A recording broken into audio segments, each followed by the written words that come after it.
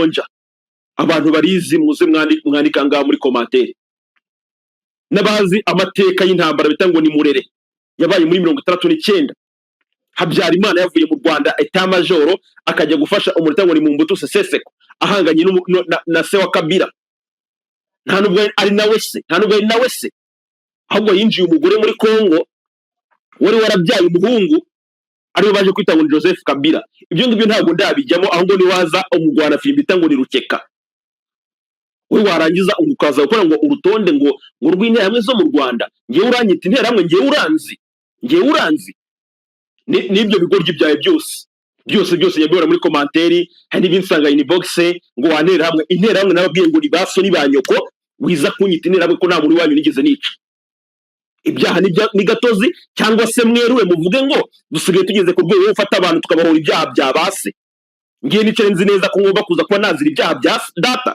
cyangwa se bya mama nubwo atigeze abikora ariko right now ngo murimo murabinziza ibyo ngibyo bikorwa mutari kureba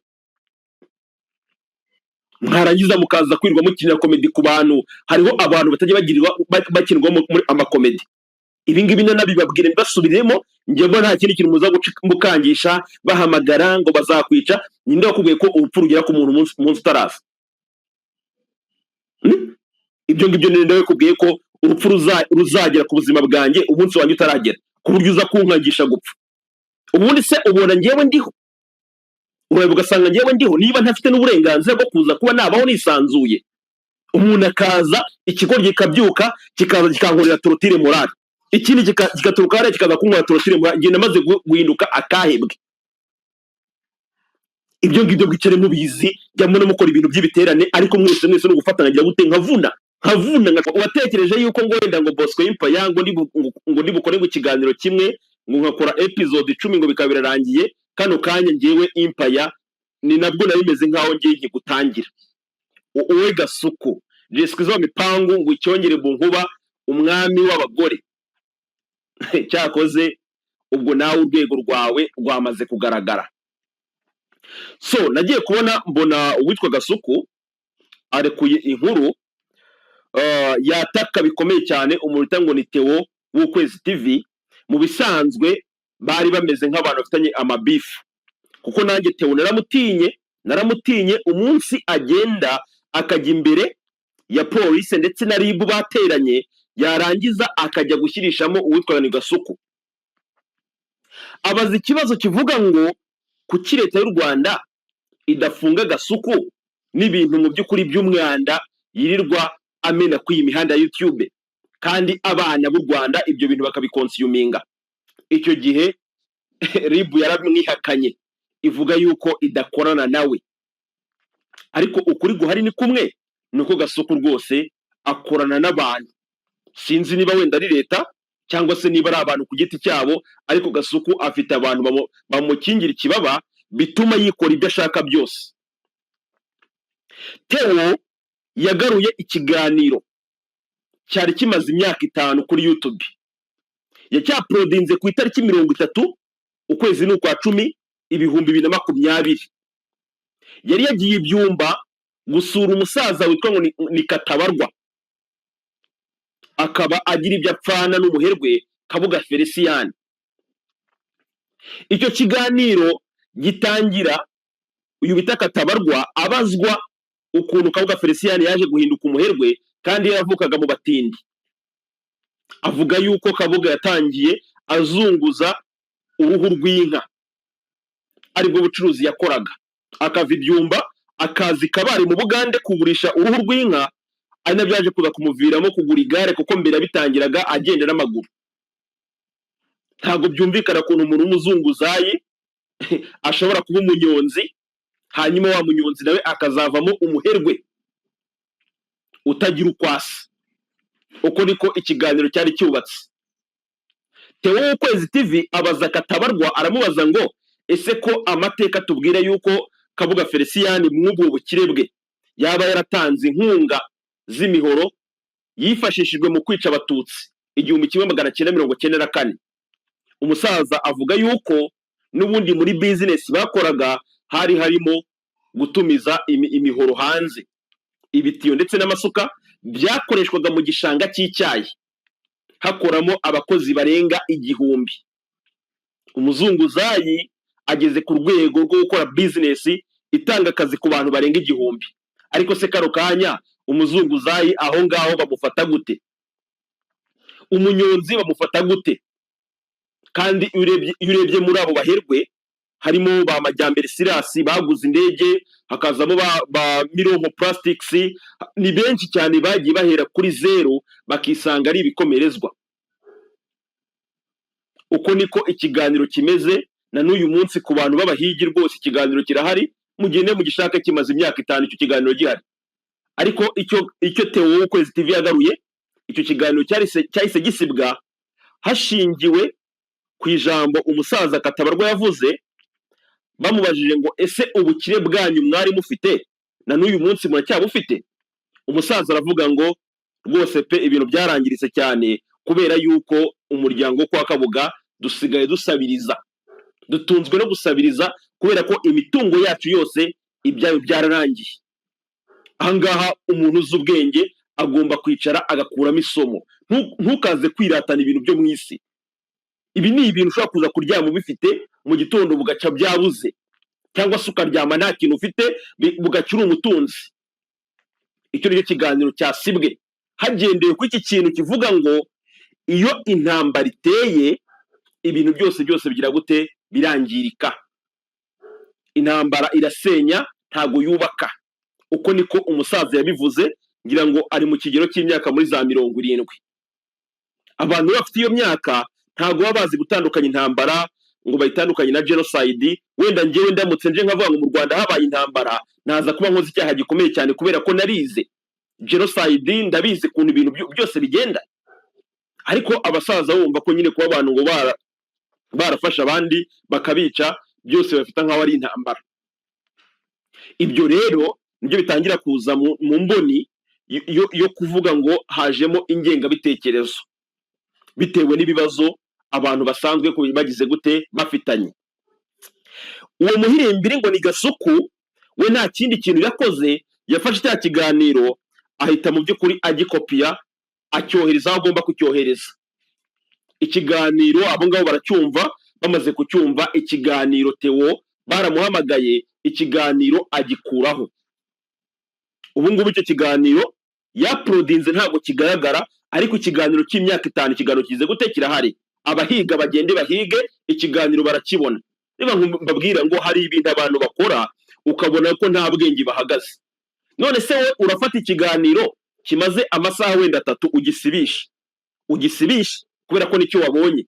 Ikindi kimaze imyaka 5 gifite 2140, ikiganiro kirahari. Urakibwirwa n'iki? Urakibwirwa n'iki kandi ubwenge bwawe butakwemera kumenya icyo kiganiro? Abantu bazi guhiga ikiganiro mugende mu kirere kirahari, cyangwa se wenda ubwo nacyo kiraza kuza kuba gisibwa. Ariko isomo nge nakuyemo ntago ndibuze kurebera muri angle y'ingengabitekerezo, kubera ko nyine umusaza we yavuze ngo iyo intambara iteye, yavuze in general, iyo intambara iteye ibintu byinshi biba gute birasenyuka, ndetse samutime abari bari hasi bajya hejuru, abari bari hejuru bakagira gute bakamanuka. Avuga yuko bahuza ari abakire rwose bafite ibintu nk'ibyamirege ku ntenyo, ariko na n'uyu munsi abana ba Kabuga n'abuzukuru be n'abayede n'abakarani nta kintu bagize gute, nta kintu bafite. Ikiganiro karuka ntabwo gize gute, ntago gihari. Ahubwo twe tukibaza ngo izo mbaraga abantu bamwe na bamwe bagiye bafite ku buryo bafite ikiganiro bakakidownloadinga bakacyohereza, bamara kucyohereza abandi bakahita bahamagara batera umuntu ubwoba. Nta nubwo n'urwego rubishinzwe rubikora. Ko ngira ngo uwitwa Theo Ukwezi TV ni umunyamakuru wemewe ubarizwa muri RMC, ariko abamuhamagaye ntago ari abakozi muri RMC, ni abandi. Abo ngabo nyine Gasuku yagihaye akababwira ngo ikiganiro mugikureho. Erega izo mbaraga mwebwe mufite aho ngaho mu gihugu cy'ubuso 2026 na magana ngahe kwiza imbuga nkoranyambaga, ntago bizakunda. Ntago bizakunda. Nimuza kurwana n'urwo rugamba rwo kumbuga nkoranyambaga n'ubundi muzarutsindwa. Nta kindi kintu abanyarwanda basaba Gasuku, ntago ari ibintu birenze. Peti natuvire mu bitsina by'ababyeyi bacu, agenda ajye muri Kongo, abaho nabo abakongomani kazi nabo bafite ibitsina, agenda abwira abakongomani babice, natuvire mu myanya y'ibanga y'ababyeyi bacu. Icyo rero kintu cyonyine dusaba uriya mujene, naho ibindi bindi yikomereza akazi, yaraje nyiri Kinyarwanda yarakimenye, nta kundi byagomba kuba bikugenda.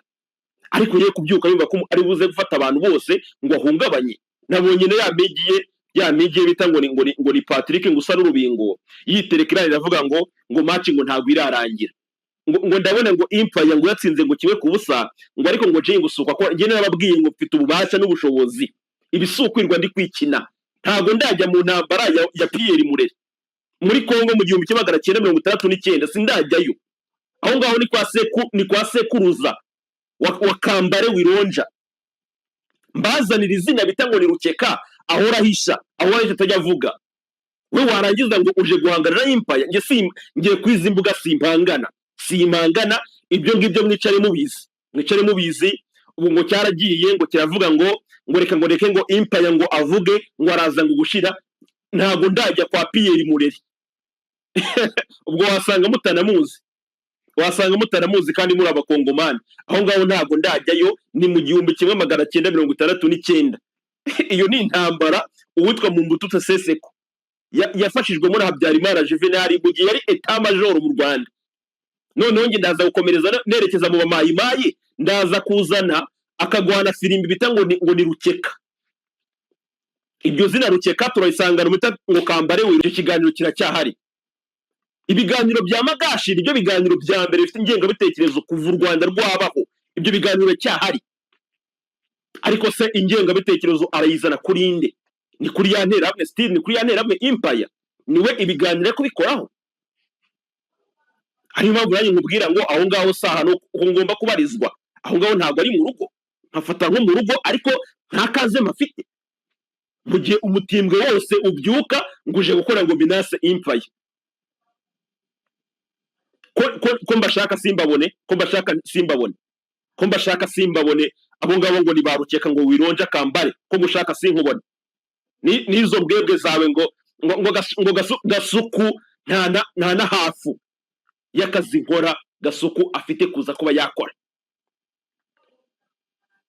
Gasuku narakubwiye ngo uri kigoryi, we Gasuku uri kigoryi. Kabone niyo ufite power nyine, just urafata ibiganiro ugahamagara ibiganiro by'abantu bigasibwa. Nyamara mwebwe ibyo mukora bifite urwango rw'indenga kamere, birimo ibitutsi nyandagazi.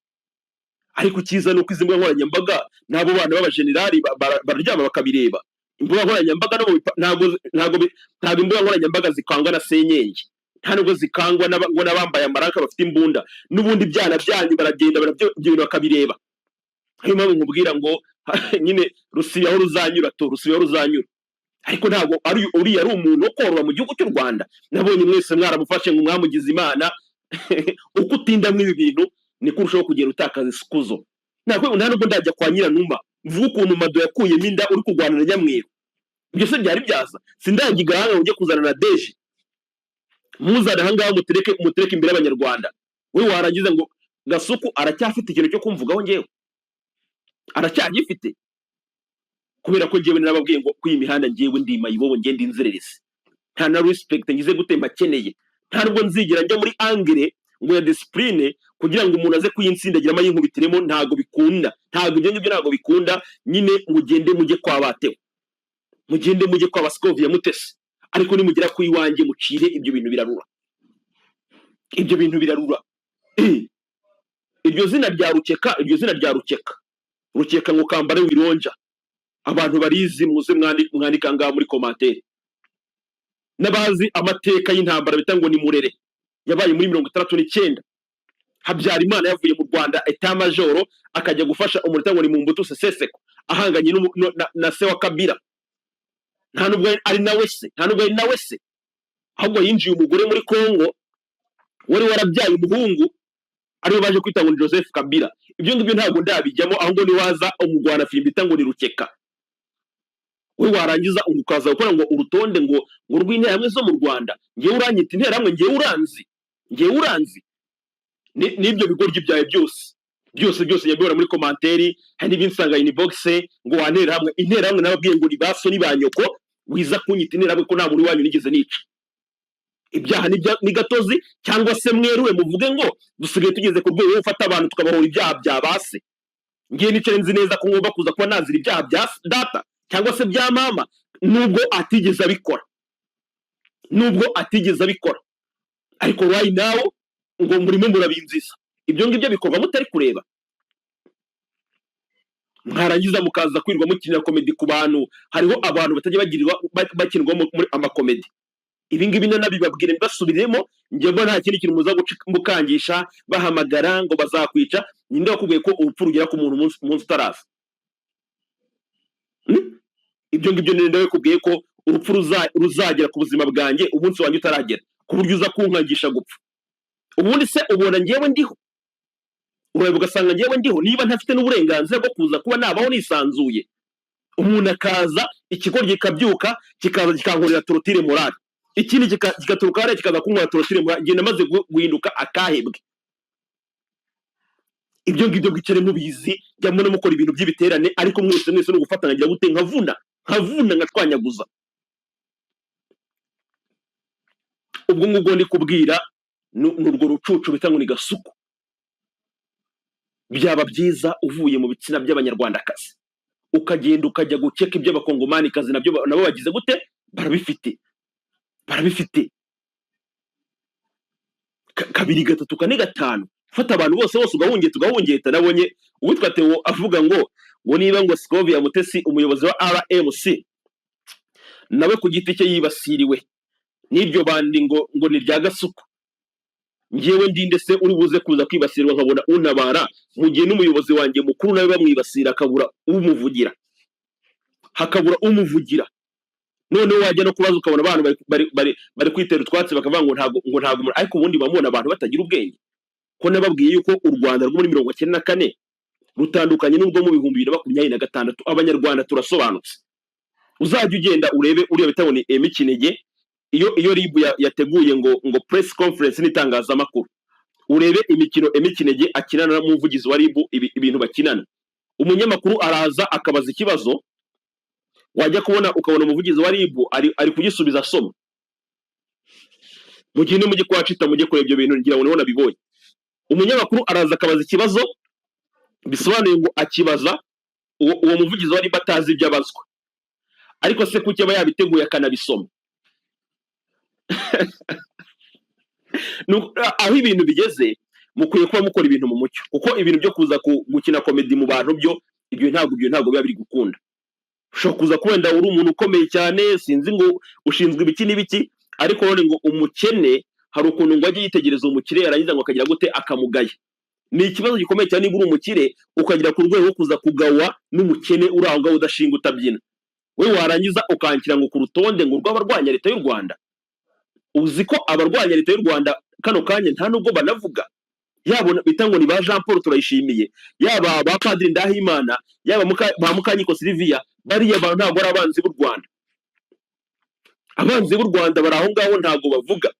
Ni abantu bari mu myaka muri za 50 n'ingahe batunze byibuze nka miliyoni 10 z'idolari. Amafaranga nkorera nta nubwo ashobora kuza kuba yagura magazine y'amasasu. Intambara cyangwa se urugamba barurwana byibuze umwaka wose. Kongira ngo n'inkotanyi zarwanya urugamba kuva muri 90 barutsinda muri 94 nibwo babirangije. Imyaka 4. We warangiza empire no kubona icyo kurya byananiye, uri muraza uvuga ngo umwanzi w'igihugu seriously, nkaho nta n'ubwenge munagira. Nababwiye ngo nta nubwo nagura magazine imwe yo mu mbunda y'amasasu, kandi niyo nanayigura ntabwo narasa amasegonda arenze 20 ayo masasu atarashira. We warangiza ukankira ku rutonde ngo rw'abanzi b'igihugu. Mwagiye mukicara mugakora investigation, mugakora iperereza, mukabanza mukamenya ngo ikigarasha president yavuze ninde, koko ni empire, koko ni ninde muri aba bose ko mbona iyi mihanda n'ubundi ari kuza gushaka ibirayi, ko amafaranga mubizi neza ko amafaranga yafunzwe.